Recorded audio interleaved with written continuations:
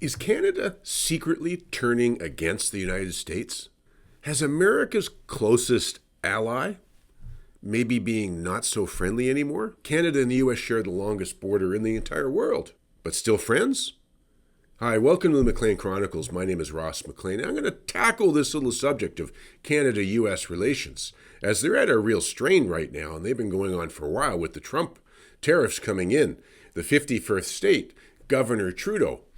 There's a lot to unpack there, but let's look at what Canada's policies have been the last little while, the things they've been saying and where they've been going. Is Canada slowly turning against the United States? It's a question. I mean, I look at the policies that Canada has, and how many of them align with the U.S.? I don't think anything of this current Liberal government really does. But let's jump into a couple of them really quickly, and these are pretty, frankly, scary and ridiculous policy differences. I don't get where the Canadian government is going. Not the Canadian people, the Canadian government.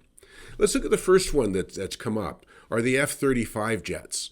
You know, Canada, as Trump has famously said, they think we're going to, protect them with our military, which is unfair. So Canada is going to be a very interesting situation. Doesn't really have a military. They count on the United States to come up and protect them if anything happens. They've been notoriously under-investors in the military. I mean, we got submarines that don't go, old jets that don't really go anywhere. It's really a bit embarrassing. We don't have a whole lot of people in our army. It's just a bit of a mess. Trump's aware of that. But Canada finally, after dragging its heels for a while, got in on the F-35 program and jumped in to say they were going to purchase 88 of the F-35 jets. Now, in order to do that, they also negotiated that a lot of jobs and parts get made for it up in Canada, which Lockheed Martin agreed to in order to help make the deal and make the sale. So Canada's got a lot of jobs from those F-35 jets. The new Prime Minister who's come in, and that's a real strange thing, he's like Trudeau on steroids. I don't think he's going to be good for the country at all. But he came in, this is why he's not going to be good. First thing he did, one of the first things he did, was he said, let's review the purchase of the rest of the jets.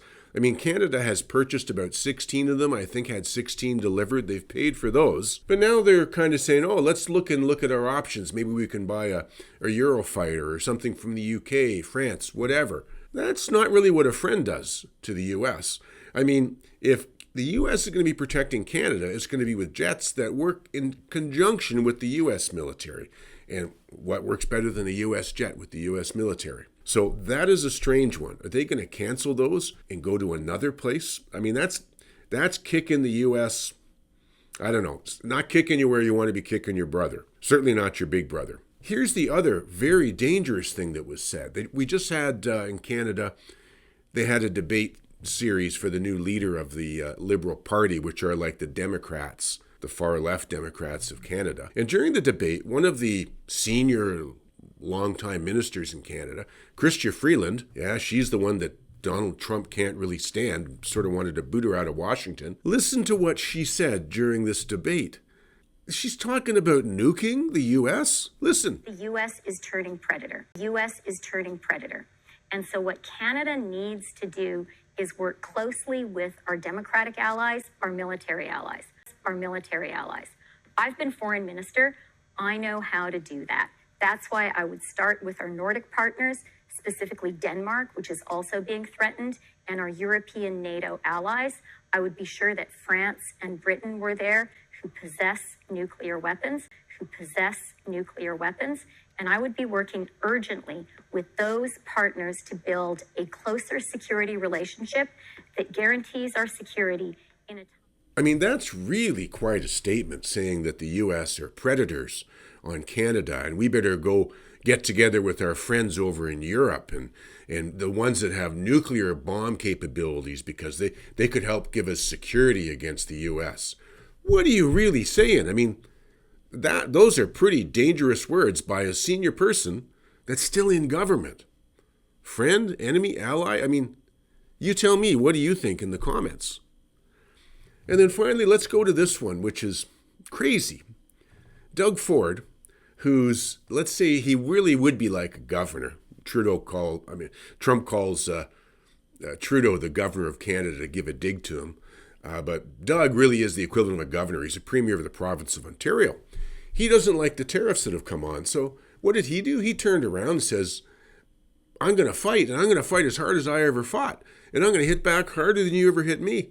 In fact, he's threatened to cut off electricity to 3 states that we have a deal supplying electricity to. Listen to what he says here. I will not hesitate to shut the electricity off completely. I will not hesitate to shut the electricity off completely. But as Premier, my number one job is to protect the people of Ontario and in hand protect the people of Canada. I will do whatever it takes. I will fight like I've never fought before. I will do whatever it takes. I will fight like I've never fought before. Now, look, I mean, Trump is putting on tariffs. That's just taxes on goods and services that go south of the border of the U.S. They're going to be 25% or more higher. But he wasn't like canceling and cutting off Canadian products. Well, not yet anyways. What, you're going to smile when you turn off the electricity and maybe it affects hospitals, surgeries, daycares, long-term care homes for seniors? You're just going to cut it off with a smile to the U.S.? So you have to ask yourself, what is going on with Canada's governments? Are they being friends and allies? Are they being a good little brother to big brother? Or are things turning? You let me know in the comments. You know, one of the things Canada has to be wary of, April 2nd, Trump's other set of tariffs are coming in.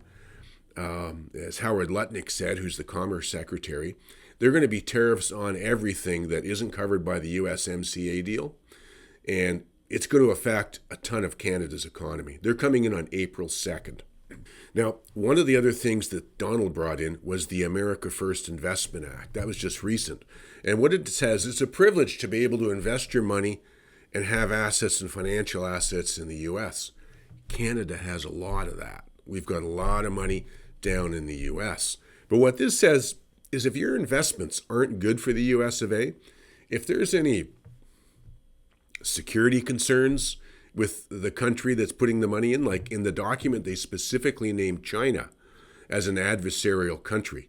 So China is not going to be able to be doing all this buying of farmland, investing in tech, and all sorts of stuff going forward. But it leaves it open for naming other countries as adversarial countries. Does Canada run that risk with the way it's going, becoming an adversarial country to the U.S., and then all the investments get cut off out of Canada into the U.S.? I don't really like the way this is going. Let's keep our eyes on it, particularly after April 2nd, with what's going on here. Anyways, leave your comments, subscribe, follow, let me know what's going on. I'm Ross McLean. This is the McLean Chronicles, and we'll try and keep you up on the important topics of the day.